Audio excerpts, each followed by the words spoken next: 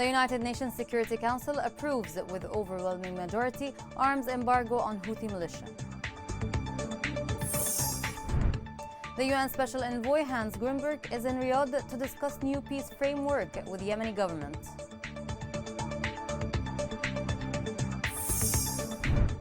A recent report reveals more than 1,000 human rights violations committed by Houthis in Al Bayda Governorate.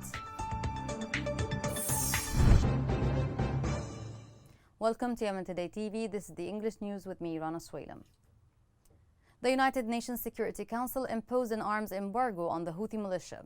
The measure proposed by the UAE expands a targeted UN arms embargo to the whole group. The resolution received 11 votes in favor. The Security Council repeated that Houthis have engaged in attacks against civilians and infrastructure in Yemen. More details are in the following report.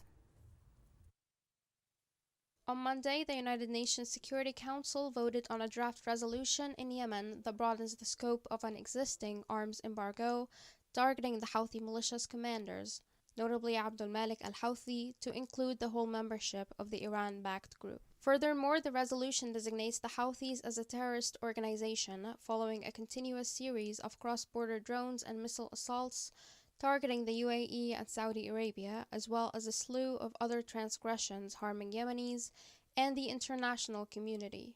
It also extends financial sanctions and a travel ban on prominent Houthi militia members for another year. The UAE proposed Security Council Resolution 2624 condemns the continued transfer of weapons and weapon components to the Houthis from outside Yemen in violation of Resolution 2216. It calls on all UN member states to boost up efforts to fight the smuggling of weapons and components via land and maritime routes in order to ensure the targeted arms embargo's enforcement. Iran is suspected of supplying the Houthis with anti-tank guided missiles, sea mines, explosive-laden drones, ballistic and cruise missiles, unmanned maritime vehicles, and a growing arsenal of advanced weaponry and technology. The resolution stresses that the new measures are not intended to have adverse humanitarian consequences for the civilian population of Yemen, nor civilian access to humanitarian assistance, commercial airports, or remittances. It also urges governments to apply sanctions in full compliance with international law standards, particularly human and human rights law. Aside from the ongoing cross-border attacks on the UAE and Saudi Arabia, the Houthis' designation as a terrorist group takes into account their attacks on civilians and civilian infrastructure in Yemen, their acts of violence against politically active and professional women, the recruitment of children into the war, their discrimination against marginalized communities, and their use of landmines. According to the resolution's text, the Houthis have also obstructed the delivery of humanitarian assistance to Yemen, and that sexual violence and violence against children during armed conflict are sanctionable acts that threaten the peace, security, and stability of Yemen. The National Alliance of Yemeni Forces and Political Parties welcomed Security Council Resolution number 2624, which described the Houthis as a terrorist group that threatens international peace and security. The National Alliance stressed the need for the international community to exert more pressure on the Houthi militia to stop its widespread violations of human rights, including its terrorist attacks against civilians and its cross-border attacks.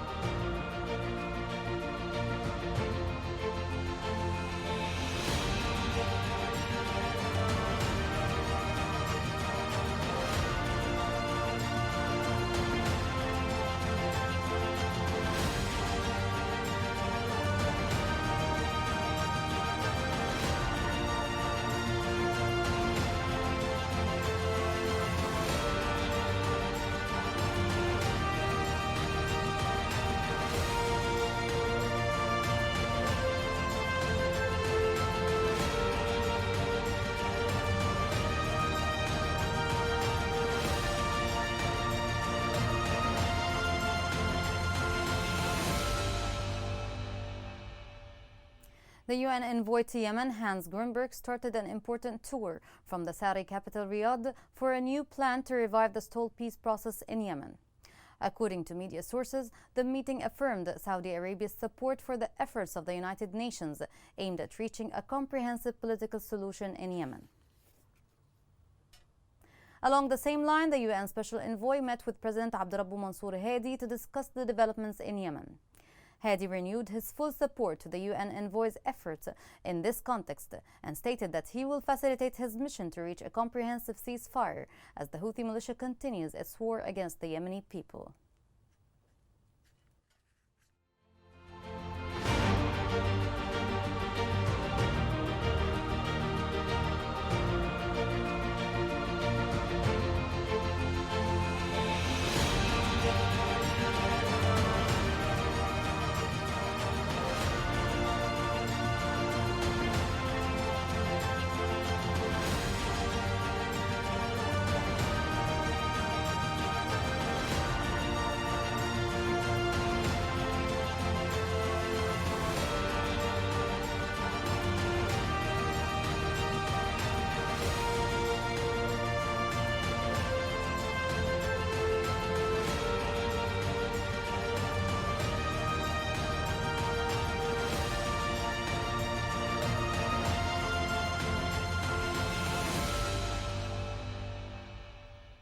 The United Nations revealed that the Houthi escalation is causing the displacement of 12,000 Yemenis every month, noting that about 62,000 people have been displaced within 5 months.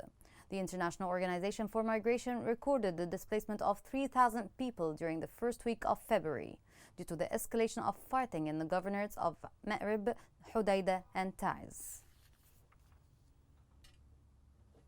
A human rights center revealed that the Houthis committed more than 1,540 violations against civilians in Al-Bayda during the past year. More details are in the following report.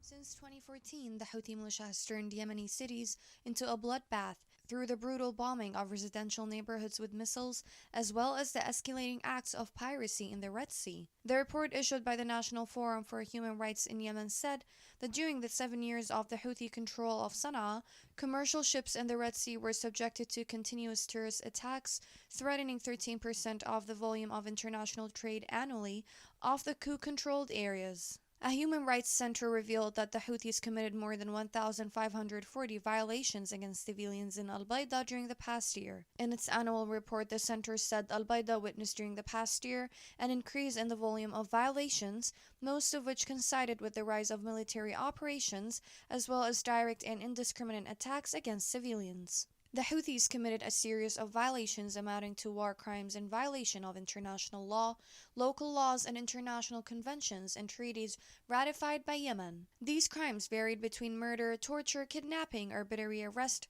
enforced disappearance, and laying land and sea mines of all kinds. Taiz governorate came first in terms of violations, followed by Shabwa, Sana'a, Ma'rib, Hudaydah, Aden, and Sada. In the second place of the Houthi crimes against civilians in Yemen came the violation of the right to life, including 998 extrajudicial killings and 765 violations of the right to property, 521 violations of the right to housing against civilians, 229 violations of freedom of movement and travel, and 184 violations of the right to work and a crime of violating the right to work. Since 2014, Yemen has paid a heavy price for the Houthi coup, represented in the killing of more than 40,000 people and the injury of tens of thousands in direct military attacks or by planting thousands of mines on roads and farms. People in Yemen continue to suffer every day, and the international community fails to do anything about it. Residents of the city of Taiz heard a series of powerful explosions that rocked the eastern region of the city. According to local sources, the explosions occurred in warehouses of weapons and ammunition belonging to the militia in the city of El Saleh, located east of the capital of Taiz Governorate. The government forces engaged in fierce battles with the Houthi rebels in Hajjah, northwest of Yemen. According to military sources, the battles erupted after Houthi rebels tried to advance in some positions. The sources pointed out that the battles coincided with a series of air raids launched by the coalition. The battles resulted in losses among Houthi militants and the destruction of their equipment. Massan project for demining removed 1,000 mines and explosive devices that were planted by the Houthi rebels in Bayhan and Harib districts in Ma'rib. The engineering teams said the bombs and mines that were destroyed were planted by the Houthi militia in water wells and roads leading to schools and farms, posing a threat to the lives of citizens. Coming next. British citizen detained in Houthi jails suffers critical health conditions.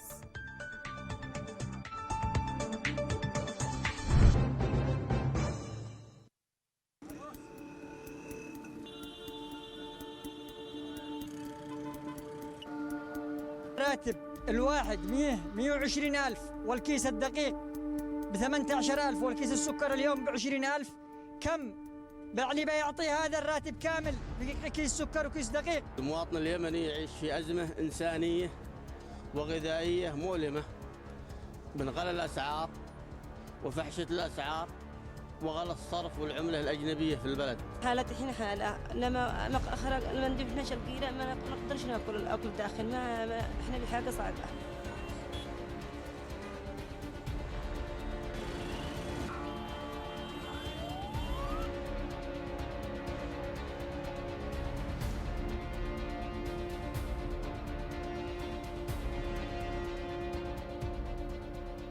Welcome back. Luke Simons is a British citizen aged 29. He has been detained by the rebels without charge since 2017. With solitary confinement taking heavy toll on his health, calls were raised for his release, especially after claims that he has taken a counterfeit Iranian medicine. More details are in the following report. British political prisoner Luke Simons nearly died in Yemen after staff gave him the wrong medicine when he fell seriously ill at a Houthi-run jail in the capital Sana'a. Mr. Simons, which is 29, has been held in Yemen for almost 5 years after being arrested at a checkpoint in Taz. He was detained on suspicion of being a spy after he was found carrying a British passport. According to a former inmate, Luke has never been charged with a crime or put on trial, but he has been physically abused by jailers who do not take his health problems seriously when he is ill. He has also sustained long-term injuries as a result of being beaten while in custody. Mr. Simons' family say that he has done nothing wrong but is a part of a pattern of arrests by the Houthis in return of financial reward. These militias are behaving in completely inhuman ways, without any respect for human rights. They are taking advantage of the situation to exchange an innocent person who they have known to be innocent for years. Splits within the ranks of the militia have meant that prison authorities refused to release him even after a senior Houthi admitted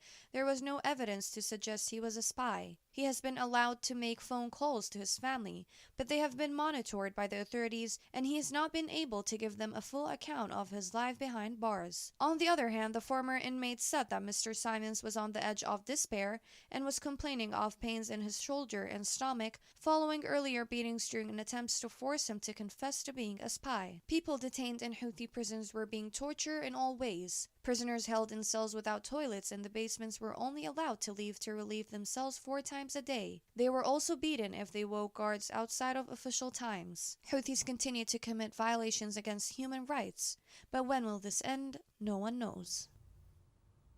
A human rights network revealed that the Houthi militia organized sectarian courses for dozens of preachers in Ib Governorate, central Yemen. The Yemeni Network for Rights and Freedoms said the Houthi militia continues to use mosques to spread its ideas. More details are in the following report.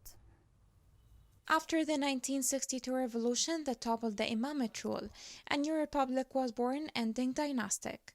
However, since the Houthi siege of Sana'a in 2014, Yemen's north has returned to the old practice. The 7-year war has not only dismantled the state but also created a climate of sectarianism. The Houthi group is exaggerating the importance of sectarian occasions to instill the minds of people that the Houthi leadership descends from the Prophet's family, and the Yemeni people have to obey to the Houthi leaders and follow their instructions. While political differences were the causes of Yemen's fall into chaos and conflict in 2015, the rising tide of sectarianism is now a grave concern. Political analysts note that Yemen's social fabric has disintegrated further than ever before. They added that the poison of a sectarian agenda will prolong the war in Yemen, and neither the United Nations nor regional powers can eliminate this evil in Yemen. They added that war have changed the hearts and minds of the people and that the nature of the conflict is no longer political. Now, the reality in Yemen is that the conflicting sides cannot reach a political settlement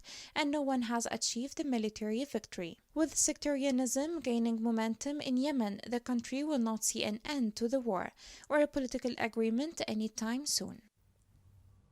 The Yemeni oil company raised the prices of oil derivatives to high figures the second time within days. The company said in a statement that it instructed the oil stations with the new price, with an increase of 600 riyals over the previous one. The company justified the increase to the increase in oil international prices. The Houthi militia continues to hold more than 600 fuel trucks and prevents them from entering the areas under their control. Local sources said the militia has been holding hundreds of trucks for a month at checkpoints along the highways linking the liberated areas and areas under the Houthi control. More details are in the following report. Houthi militia has created a new fuel crisis in areas under their control in a move that will not only increase the suffering of the population but also reinvigorate the black market. The move stands to reach Houthi leaders and finance the group's war and political efforts. As to statistics, they show that quantities of fuel supplied to Yemeni ports provide sufficient quantities in the rebels-held areas. They also pointed out that the Houthi share from the Hodeidah port reached 60% of the total imports to Yemen. Yemenis accuse Houthi militia of continuing to unlawfully collect royalties and spending it on the group's leaders and loyalists. The rebels, in addition, spent money they illicitly gather on financing the war, recruitment and sectarian practices. Looking at Yemen's oil and gas industry, the country bombed more than 400,000 barrels per day 20 years ago, bringing much needed revenue to the region's poorest economy. Since 2015, however, output has plummeted to below 100,000 barrels per day. The fighting intensified in the oil and gas-rich Ma'rib region and Al Bayda province in the south. This violence has led to a devastating humanitarian crisis and prompted many international companies to flee. Without a significant refinery presence, the country is reliant on refined product imports for its gasoline and diesel needs. As security risk is still high, international oil companies would not return to Yemen, which put much pressure on the population. Coinciding with that, warnings of funding shortages in Yemen are continuing to impact the humanitarian operation. In 2021, the humanitarian response plan for Yemen received 58% of its funding requirements, leaving a gap of $1.6 billion. As a result, aid agencies are being forced to scale down and close vital programs. Emergency food assistance is being reduced for 11 million people across the country, and the only victim is the Yemeni people. As a polio outbreak has been declared in Yemen in the first weeks of August 2020, cases were detected in different districts of Sada Governorate, northwest of Yemen. Children are affected. However, significant challenges and delays in the shipment due to Houthi restrictions have resulted in delayed detection. More details are in the following report. About 9,000 children in northwest Yemen face a serious threat due to the lack of vaccines. According to UNICEF, the polio virus poses a serious threat to children under the age of 5 if they are not vaccinated. According to the World Health Organization, polio is a highly contagious viral disease that invades the nervous system and is capable of causing complete paralysis within hours of time. UNICEF said in its report, estimates in Yemen indicate that a child dies every 10 minutes from vaccine-preventable diseases, despite the fact that vaccination is among the safest and most effective health interventions. The director of the health office in Hayran district in Hajjah, Dr. Tariq Miswak, told Yemen Today channel, in fact, the people of the liberated areas in the northern Hajjah, especially children and pregnant and lactating mothers, have been suffering from a lack of primary health care for nearly 4 years now, due to the suffocating siege imposed on them by the Houthis as a result of the ongoing conflict inside the country. which is negatively affecting the lives of mothers and children. Also, he appealed to the international humanitarian organizations working in Yemen, including UNICEF, to provide vaccines and to coordinate with the Ministry of Health and the Government Health Office in order to accelerate the urgent delivery of these vaccines. In a related context, the United Nations Children's Fund said that the situation of Yemen's children has become miserable and has become an unbearable hell due to the war and other reasons. The organization added in a recent report that Yemen is witnessing the largest humanitarian crisis in the world, as more than 21 million people need humanitarian assistance, including more than 11 million children since the escalation of the conflict in March 2015. The country has become an unbearable hell for children and women. In a statement, the organization described the war in Yemen as one of the most brutal armed conflicts in modern history. According to the organization, stopping the violence and reaching a political solution is the only way to save the lives of children in Yemen. Here's a reminder of the main headlines. The United Nations Security Council approves with overwhelming majority arms embargo on Houthi militia. The UN Special Envoy Hans Grunberg is in Riyadh to discuss new peace framework with Yemeni government. A recent report reveals that more than 1,000 human rights violations committed by Houthis in Al Bayda Governorate.